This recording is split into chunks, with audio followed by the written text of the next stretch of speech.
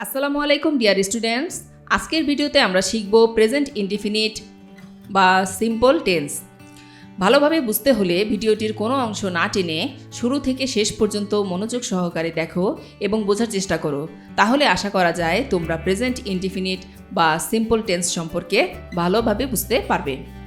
তো চলো আলোচনায় যাওয়া যাক। প্রেজেন্ট ইনডিফিনিট বা প্রেজেন্ট সিম্পল টেন্স কোনো কাজ যখন বর্তমান সময়ে হয়ে থাকে বা হয়, অভ্যাসগত কোনো কাজ, চিরন্তন সত্য কোনো কাজ বুঝালে এর কালকে প্রেজেন্ট ইনডিফিনিট বা প্রেজেন্ট সিম্পল টেন্স বলে। এখন এখানে কি কি বিষয়ের কথা বলা আছে দেখো। কোনো কাজ যখন বর্তমান সময়ে হয়ে থাকে, বর্তমান সময়ে হয়ে থাকে বা হয়।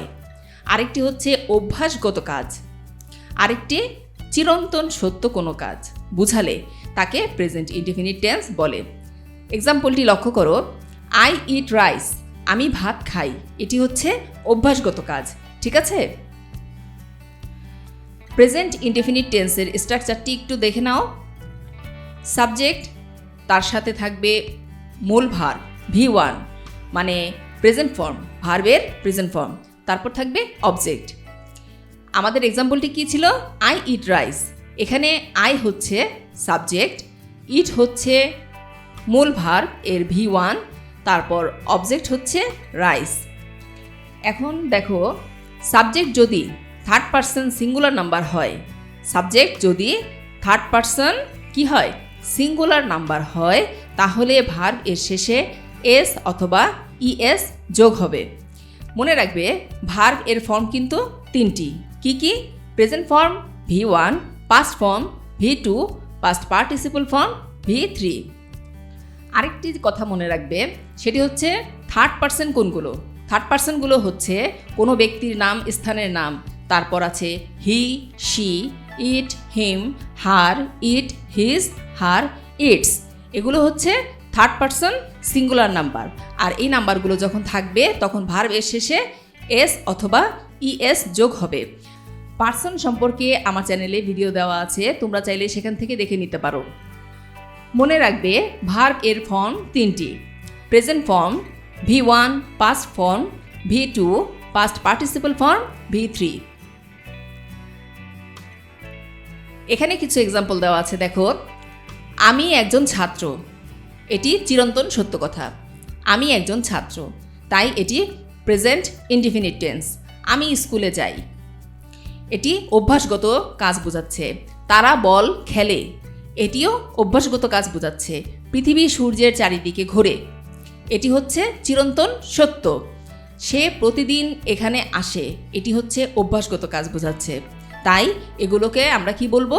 প্রেজেন্ট ইনডিফিনিট অথবা প্রেজেন্ট সিম্পল টেন্স। এখন আমরা দেখব স্ট্রাকচারের সাথে সেন্টেন্সগুলোর কতটুকু মিল আছে। স্ট্রাকচারটি হলো সাবজেক্ট প্লাস মূল ভার্ব V1 প্লাস অবজেক্ট। প্রথম এক্সাম্পলটি ছিল কি? আমি একজন ছাত্র, I am a student.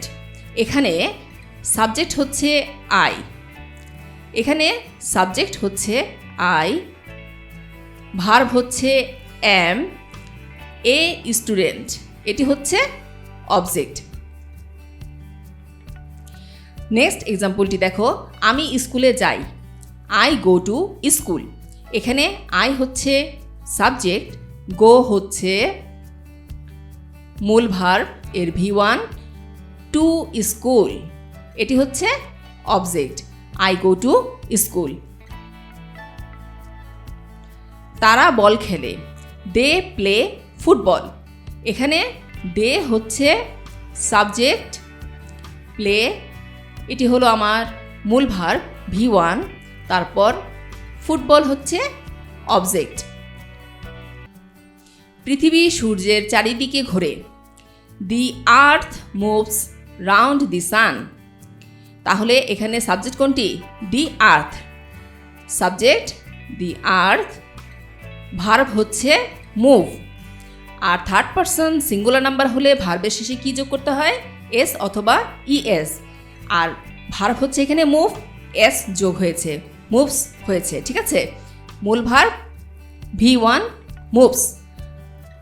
Object হলো রাউন্ড দি সান, এটি হচ্ছে আমাদের অবজেক্ট।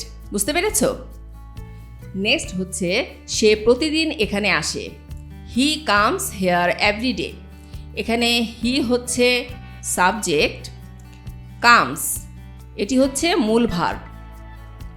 আর মনে আছে, সাবজেক্ট যদি থার্ড পারসন সিঙ্গুলার নাম্বার হয় তাহলে ভার্বের শেষে এস অথবা ইএস যোগ হবে।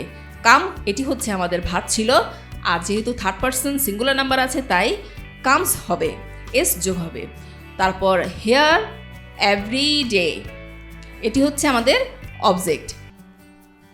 আশা করি আমার আজকের আলোচনার মাধ্যমে প্রেজেন্ট ইনডিফিনিট বা সিম্পল টেন্স সম্পর্কে তোমাদেরকে মোটামুটি ভালো ধারণা দিতে পেরেছি।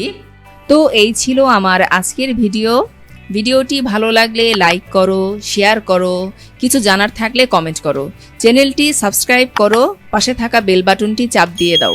ভালো থাকো সবাই, আল্লাহ হাফেজ।